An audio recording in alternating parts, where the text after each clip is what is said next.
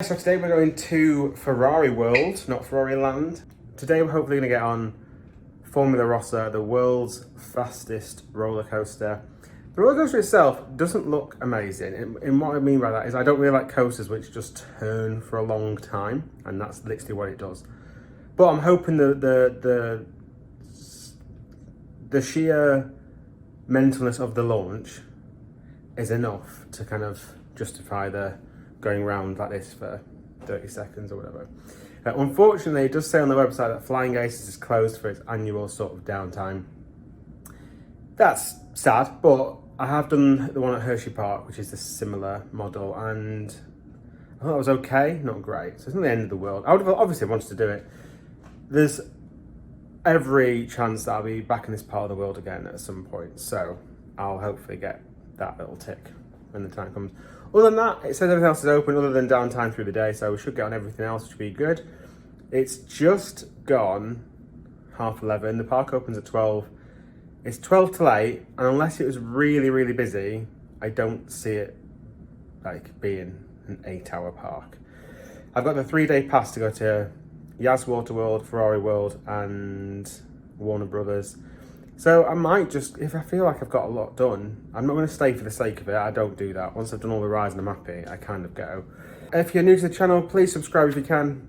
If you enjoy the video, please press the like button, and also comment down below with anything that I miss, or if you have a question or anything like that. I do read every single comment and I will reply to the comment. Now I know there's not a lot of comments, obviously, on these videos, but if someone's gone out their way to either leave a comment or like and subscribe, I do appreciate it a lot, and it does help the channel out. If you don't do any of those things, that's fine.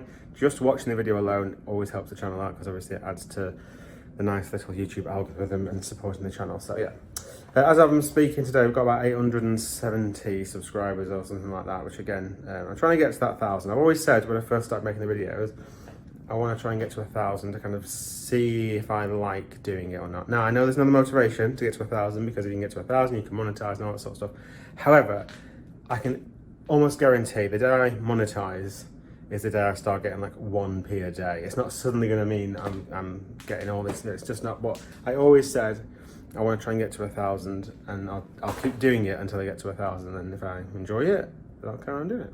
At the minute, I'm enjoying it. So anyway, enough waffle. Let's go.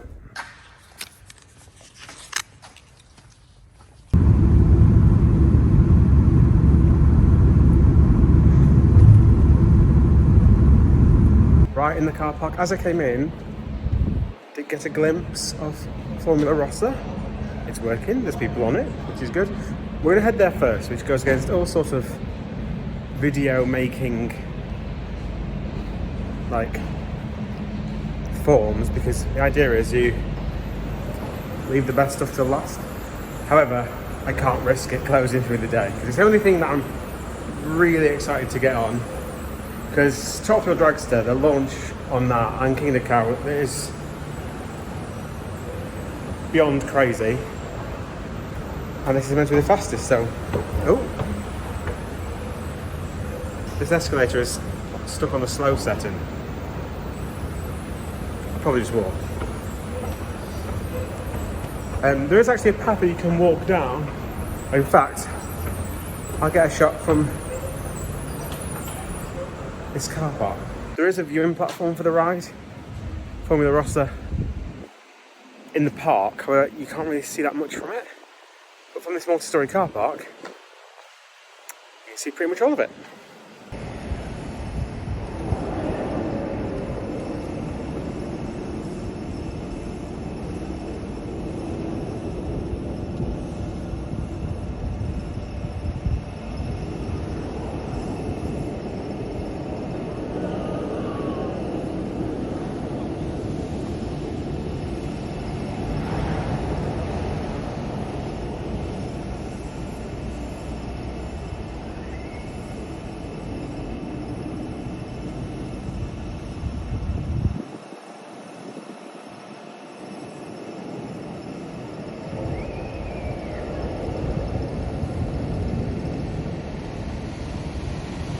There you go, nice little bit of off-ride right at the start, which means the view time for the rest of this video will, I'm joking, It never got that high anyway. Right, so I've got my ticket online. I've got a 3-day park pass. I'm going to put every park any day that I want between this. It's really funny when you get to this stage because this building is absolutely huge. But then when IMG opened, they advertised that was the world's biggest indoor theme park. This seems colossal. Already, I can see all these waterfalls now. This is going to look incredible. Look, it's Tron.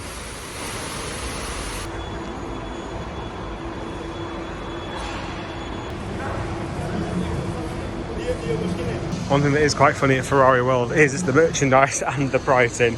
We will take a quick look in there later on. This isn't a proper shop, this is just outside. Right, this will never come across properly on camera, but the distance of this is quite incredible. Like, you'll never ever of how just quite big this is. I remember getting a similar vibe from IMG, but this is very much taller and more grand. Right, let's go. We're going straight to Formula Rossa. Might be a bit of a queue, but we'll do it. It's a bit weird with the scanners because most people bring a QR code, but you have to kind of slot your phone in, and my phone just wouldn't fit in there very well. But it doesn't matter, we're in now. It's just a bit of a... If it was busy, that might be a problem. I have no idea where we're going. I want to say it's over to the left, just purely because that's the way I've come in. Sorry, I know it's that kind of side, on this side. Always excited, always excited. I'm like I said, Motion Gate, I'd done before them, what turned out to be one new coaster. But it's so exciting to do something completely new. Yeah, this seems miles away. Oh no, Formula Rossa Junior. Oh, is this another? I didn't even know this existed. This is like another coaster. Well, obviously it's another coaster. I didn't know this existed. Oh, there you go. It's a very weird car, that one. You can see here, these LEDs follow the car. Oh, they follow it on the other way anyway. Oh, there you go. There's another little... I didn't know that. I've never seen anything about this though. Has this always been here? Oh, hello? What's this?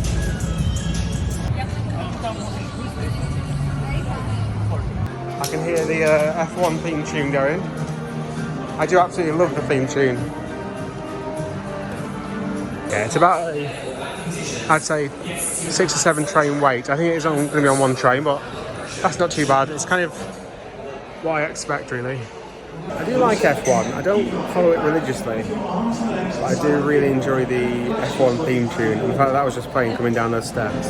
Oh, there you go. They redid it a few years ago, and it's just, by far, like, it's great for the sport, great for the TV. It's very American, I think, but I do still quite like it.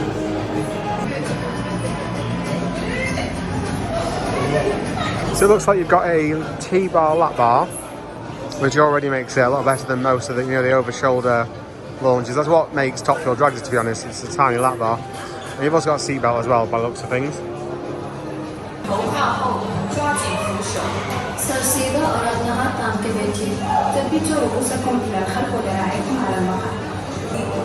You've also got I thought this queue was coming all the way down to here, but it's not. This is the front row queue, which, yes, that's probably about half an hour away. Although, for the first ride, I'm in no rush today. I might commit to doing that, just for the first one. The rest then, other than that, it's probably about a 20-minute wait otherwise. Because the queue hasn't got much longer, actually, since I joined it. Right, there's lockers here, so I'm going to leave you in a locker, and I'll see you when I get off.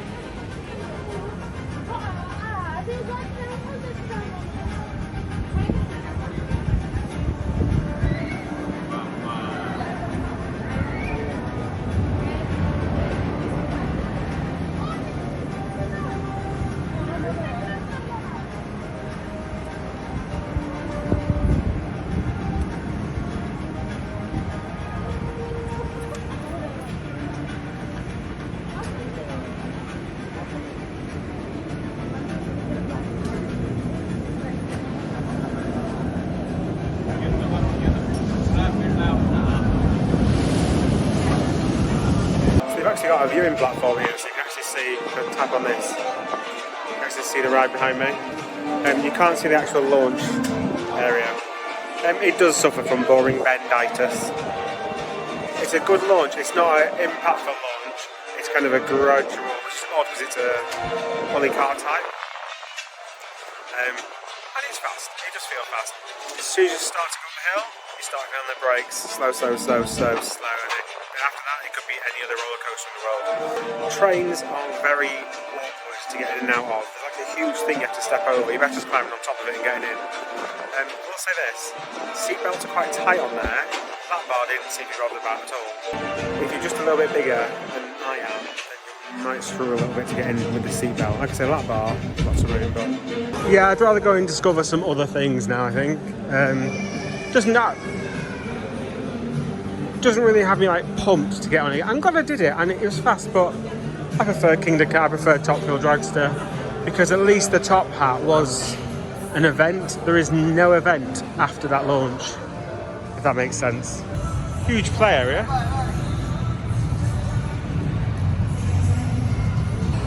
This is a flying theatre, flying over Italy. I wonder if this is the same as the one in Portaventura, the same film. It would make sense, wouldn't it?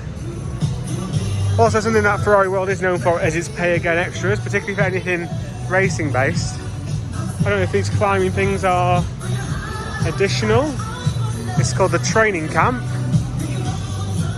Yeah, smaller one there. There's also driving with the champion, and that's on the other side of that flying theatre. So is that the same setup?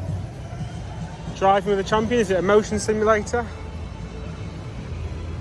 Ferrari World was sort of built back in the day when, oh my god, that's a big queue for the family coaster. I'll come back, I'd rather queue for something a bit bigger. It was quite a good family coaster though, to be fair. Now I remember going on one of these. You don't see too many of them around actually. You normally see the ones with the pedals. Whereas these, you just push and pull the actual, and you go up and down. And I remember doing one at Tato Park where if you did it, like if you jabbed it quite quickly, you get an insane amount of airtime. Some teacups there which are tyres, which is quite nice. Tyre twist. Something Academy over here, Karting Academy. Oh, these electric go-karts. Yeah, it costs extra money for that. These little LEDs, they follow the train as it shoots out. And it goes up this centre spike in the middle. I think they used to have an SS shot tower, which I'm not going to lie, probably looked a little bit better. In fact, who would tell on the camera, that pole in the middle is wobbling like there's no tomorrow. Right, let's go and find Turbo Track. Maybe it makes sense to be up here. Oh, also, a special effects coaster. Now this one is made by Dynamic Attractions, I think. Is it Dynamic? I think that's right. And it's still not working for years. I know, but I'm part of me kind of, oh, it's open.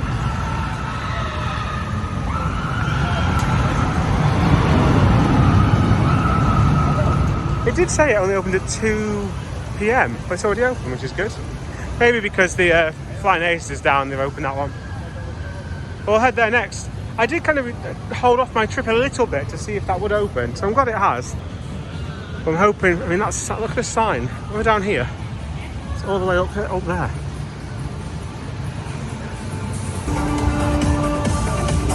If this is true, then I'll be very happy. Again, this is made by Intamin. It has the Intamin kind of, the claw restraints, the ones similar to Rita and stuff like that.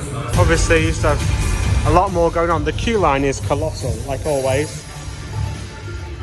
It looks great here. In fact, there's one of those reaction test things. Oh, and there's a buzz wire.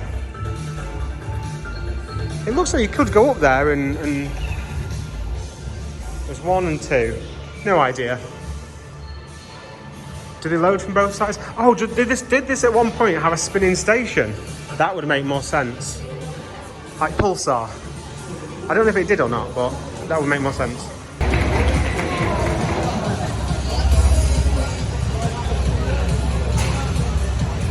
Unfasten your seatbelt and keep your head up. 解开您的安全带，然后头靠后。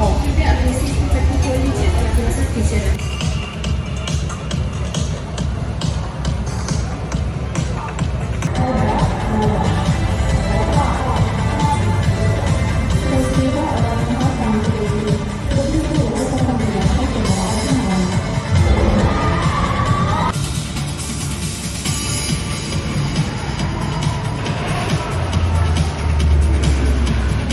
So I was wrong, it's not a pulsar setup, it is a, like those ones in America. Is it not Dr. Freeze? Dr. Freeze? I don't know. The ones where they literally move along, so you can load this side when this one's loaded. But it was literally, in fact they called for a 1, so I was on, and I got a front row as well. Rows of 3s, which again seems an odd choice to pick 3. And that middle row is all facing each other, which is going to be, I always find them incredibly awkward, not fun at all. Also this is pretty fun.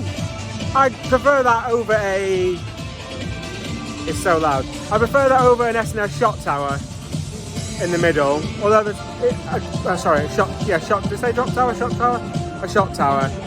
Although a drop tower would be amazing in the middle, because a proper drop, I'm talking like an intimate drop tower. Because you go up for the views as well as get a really good drop, because to see the building from the top would be amazing. So yeah, it was alright. Held us at the front. If I was at the back or in the middle, it'd have been a little bit more naff, I think. But I'm not going to go on it again. Like, I've kind of done it, if that makes sense. Whilst we're here, can we just appreciate the theming? This is like, it's just a bit insane how well detailed this is. What is a car ride? And you can also, it's quite nice, walk around it by the looks of it and not be on the ride or in a queue or anything.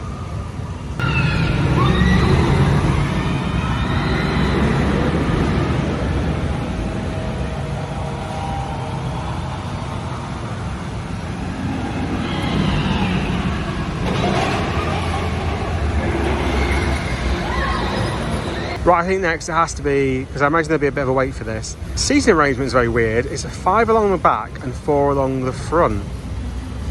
Everything about this coaster is unusual. So in case you don't know, it's got like lots of other effects.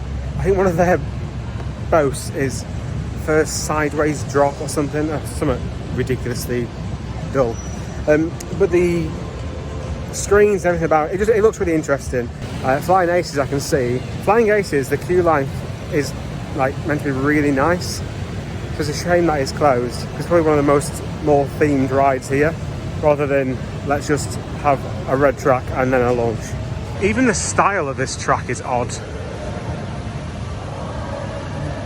Like the V-shaped track. But yeah, it's sat here for absolutely years. I think someone got a little clip of it testing once, and then it all went quiet for years again. But now it's open, so let's get on it. How we get on it, I have no idea. Yeah, Flying Aces looks like an aircraft hangar, and the things are kind of closed in, so it's definitely closed today. That is a shame. Good news, other than Formula Rossa, the queues seem okay though. I was surprised, because that's a bit of a low throughput ride. I was surprised to get on it so quickly. It's nice to come to a Ferrari land where there's more than 2 rides.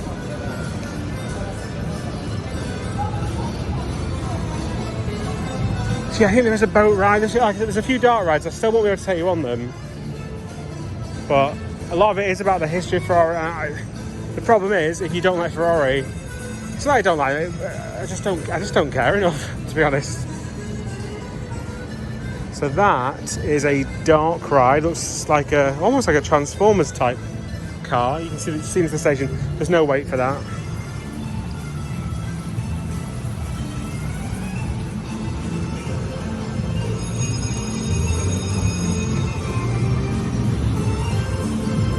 It's absolutely gorgeous area though. I actually nearly forgot. There's a racing coaster. Now, a few weeks ago, I saw a video where it was only on one track, which misses the point. It's a bit of an odd coaster because you launch and then you brake heavily, then do a corner. It's to mimic, I think, real life driving. You speed up on the straights, slow down to go to corner, and then you speed up again. It's got like multiple launches, but I think it's a bit of a damp squib. Because roller coasters are meant to be, I don't know, it's just a nice idea, but I think they should have got ruled out before they actually made it. Saying that, I am being that's the stupid thing to do, is to rate a coaster before I've even ridden it. It seems like an odd idea. I've now completely, oh here we go, Mission Ferrari.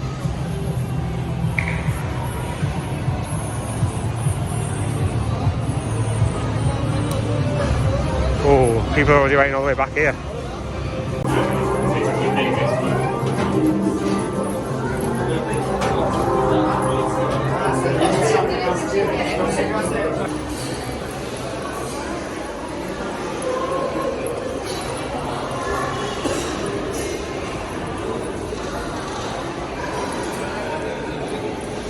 We'll discuss this more in a minute, but something just happened that I am fuming about regarding complete stupidity on a staff member's front and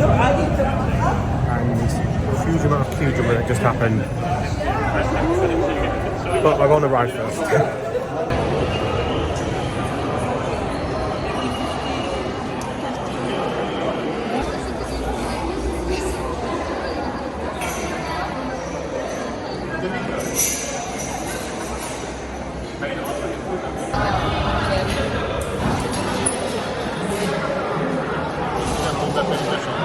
Well,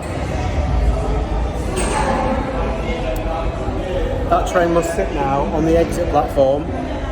Even though the car's gone, that train will sit on the exit platform now for 3 minutes and nothing will happen. So I was about a 45-minute wait. I joined the queue and he said, oh, it's down at the minute, we're just adding another car. There's 2 cars, which means it opened today, I did open at 2, so it opened 2 hours late on 1 car. 1 car.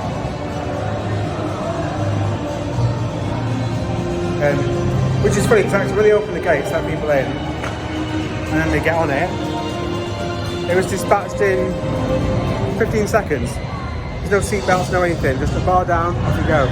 So it can be dispatched ridiculously quickly. The wider the train, the more odd the inversions, and I was on the back left seat with this, which to be fair, I could see everything, I could view everything, so the seating is tiered, so you can actually see on any seat, I think. It just feels like, I've not googled it, but I've not heard of too many of this type of roller coaster, so I don't know if these are just very, very new, but everything just was very clunky. And if this would have come out like 6-7 years ago, whenever they originally planned it to come out, then yeah, it might have been impressive, but now every transition was really chunky. I didn't expect, now this is a big spoiler, this is a big one now from inside.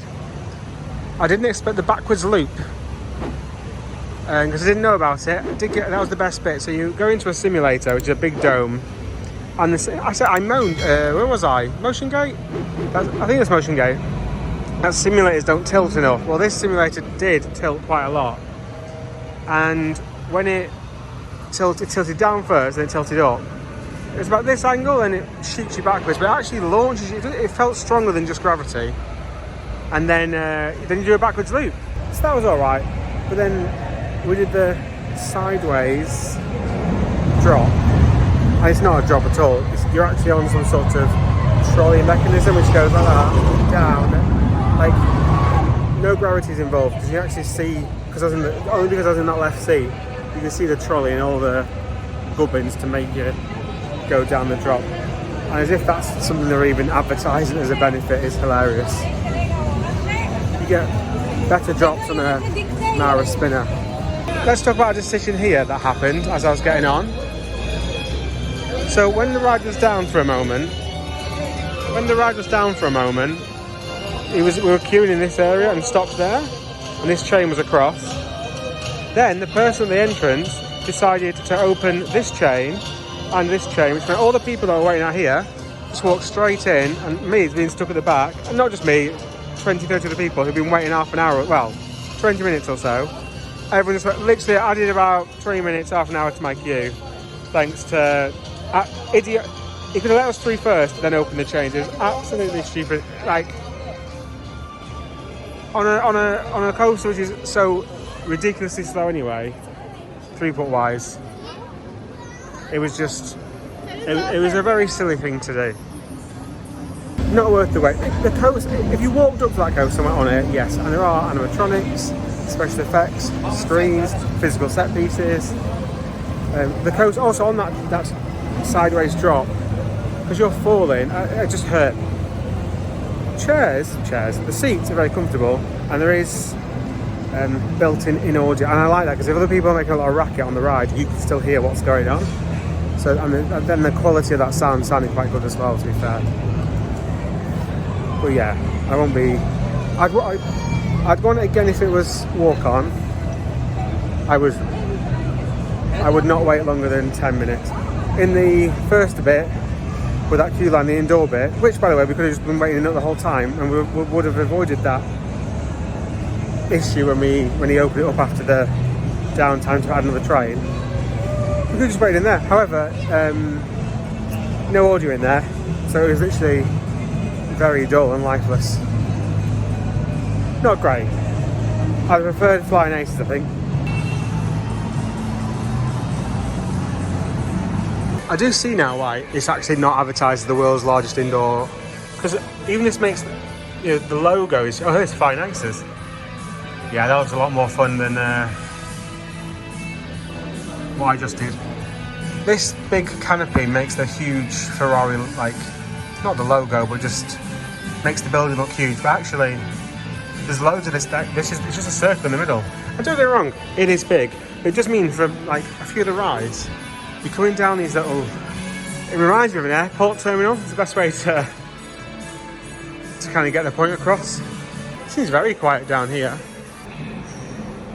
So you can see here. See how there's very little banking. I know a lot of people like comment on that and say, look, it's really odd because there's no banking. I think that is the point of it. The point is it's meant to feel like as you turn right in the car, you'll be pushing that way quite a lot. Looks like there's no racing today, only one side's open. I understand you want to cut back for to save money if it's a quiet day. You can't advertise it as a racing coaster and build it as a racing coaster if you then don't want to staff it as a racing coaster. This is their solution for Quick General versus Quick Pass. Now you're telling me if it's busy, this actually works, this system actually works. It's on one train as well.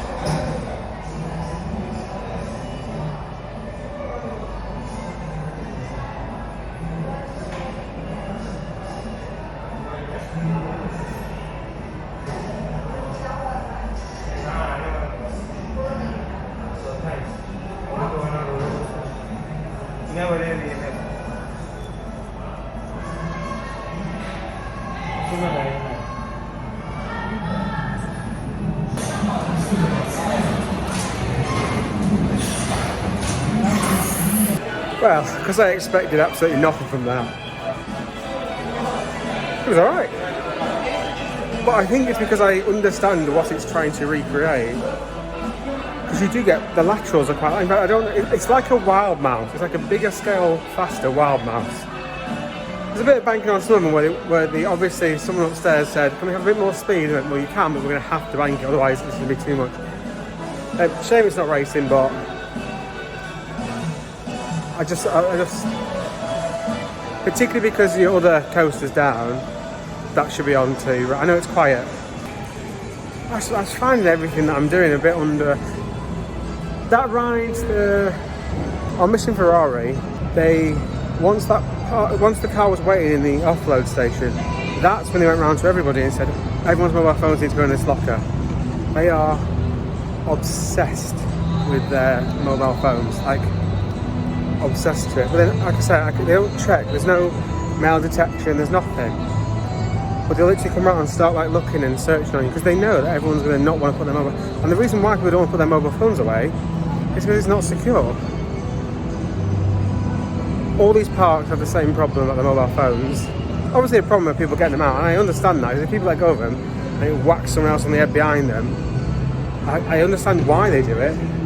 But when they're creating the so for example, when they create rides, they put a queue system in, right? In fact, over here, they put it in for 5,000 people for the queue. So they know, because if they don't do that, it will all be carnage. So why don't they put a system in for mobile phones, a decent system? Velocicoaster's got it nailed. Small lockers, so it's only the small stuff and he's locking away. Metal detection. Make the system, if you're going to have to enforce that rule, make the system.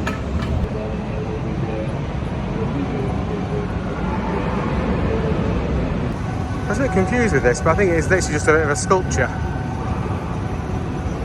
It'd be more thrilling than most of the rides we've got here. The queue for Formula Rossa Junior has gone down significantly, thankfully. So yeah, I'll get this done. This train's now been sat here for like 3 or 4 minutes. I've noticed here, these are numbered the wrong way. 1, 2, 3, 4. Stuff like that just screams like a little bit of poor design, really. And not because the numbers are the wrong way, even meant to, because obviously when they're being batched, they say number 1, number 2, number 3. But a queue line should always enter it and front seat be furthest, because people often want to wait for the front seat. Whereas here it is literally in a very awkward position.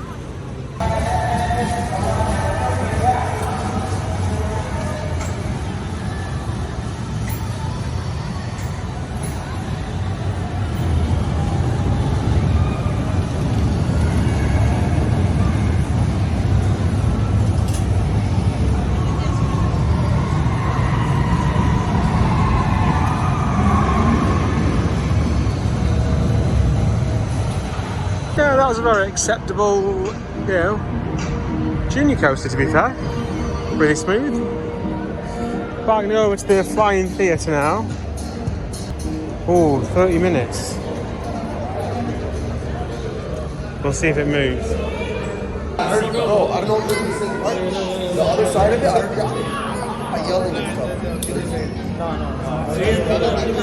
stuff. So I'm ditching that. Basically, the doors just opened. I think you saw it in the clip. The doors just opened. You can see directly in. They're using 1 out of the 3 flying theatre arms, if you will. They're using just the left side only, not even the centre one. Just the left side only. We've stood there for 5 minutes now, and no one.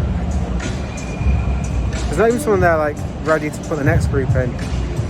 And for what I know, I'm glad I actually saw it, because now I know it's going to be a pretty poor experience. Well, it's a flying theatre, but it's going to be on the left hand side. And again, if on the left hand side and the bottom, it's going to be absolute pants, isn't it? That is the problem with flying theatres. So, let's have a look at it. So if I come back on another day and it's empty, I'll have a go. But because I'm on slightly limited time today, I haven't got it in me to wait for that. So I'm going to see if there's any of the dark rides and stuff I'm going to try and find, and I'll enjoy them instead.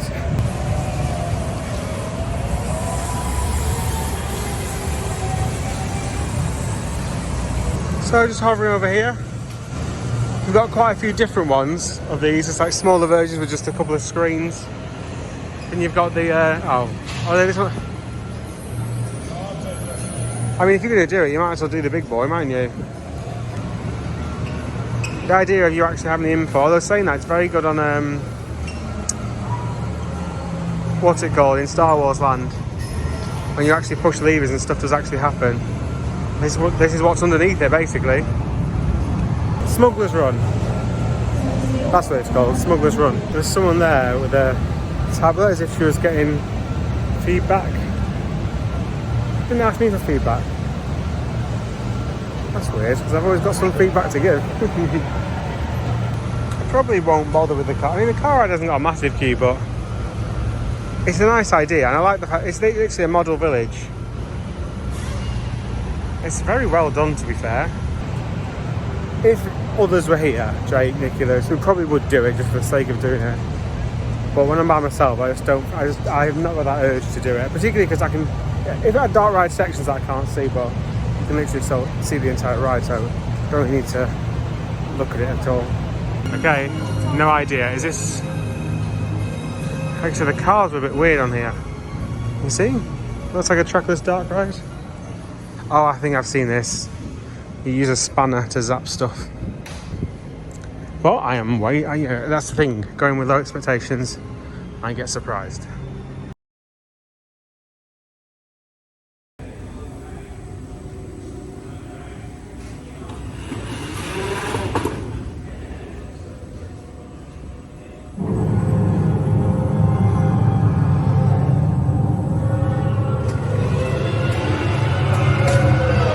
For many people, owning a Ferrari is a dream, and it's at Maranello where these dreams are made real. Sharing the knowledge of the Formula One racing team and using the most sophisticated technology, the design department is where the dream starts. From initial sketches, the design is gradually perfected and then developed into a computerized 3D wireframe model. The car goes into production.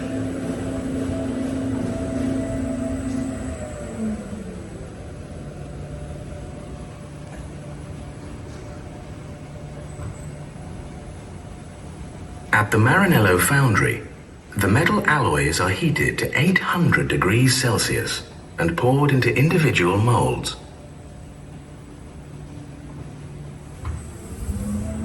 The engine has more than 300 components and is put together mainly by hand at the Ferrari factory, where natural light, trees and plants help to create the perfect working environment. After the engine has been built in this environment, it's where the famous Ferrari roar is heard for the first time. Nearby, the car's body shell is being built. Ferrari has one of the most advanced body plants in the world, where the finest manual skills combine with sophisticated technology to produce the lines and shapes that make a Ferrari instantly recognizable. This is terrifying. This is the weirdest ride I've ever been on. The body is made entirely out of aluminium, which is light and durable, and Ferrari's craftsmen really excel in body paneling, fitting, and adjustment of the parts.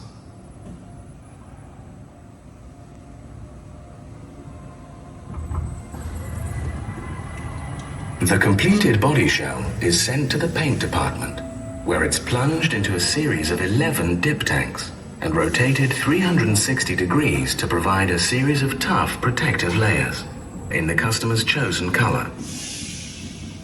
The body, chassis and engine, the electrics, dashboard and windscreen. Great many extraordinary people are involved in the making of a Ferrari.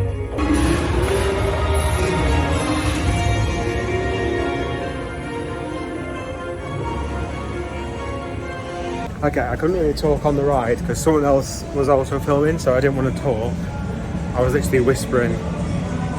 That was hilarious. Firstly, Ferrari couldn't be less interested in buying your product.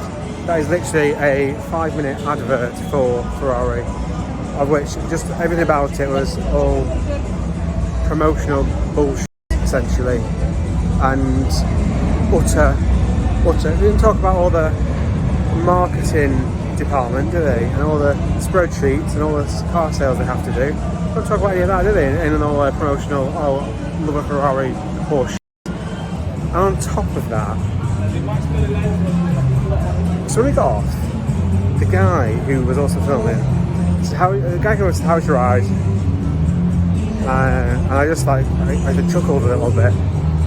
And the guy also in the car said, I think there was a bit when it wasn't really working. Oh yeah, there's a few things not working. So that wasn't a problem. That wasn't as if that was that one time, or there was like an emergency, half an emergency stop was going on.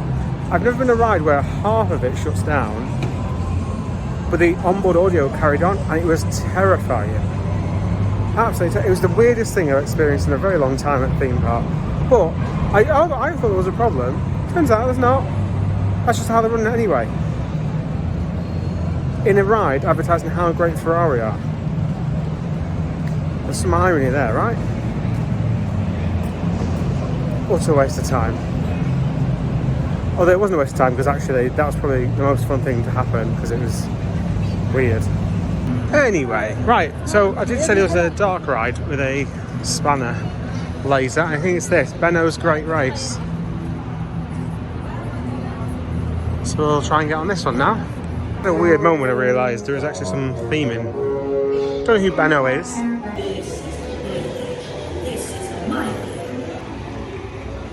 Oh, that's terrifying.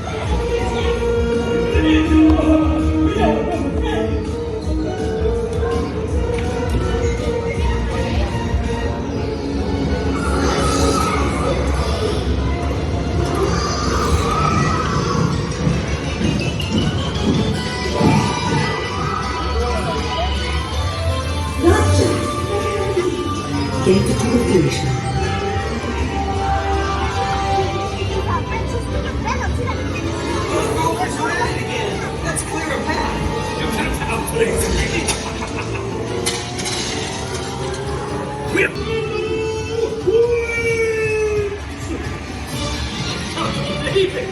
What happened?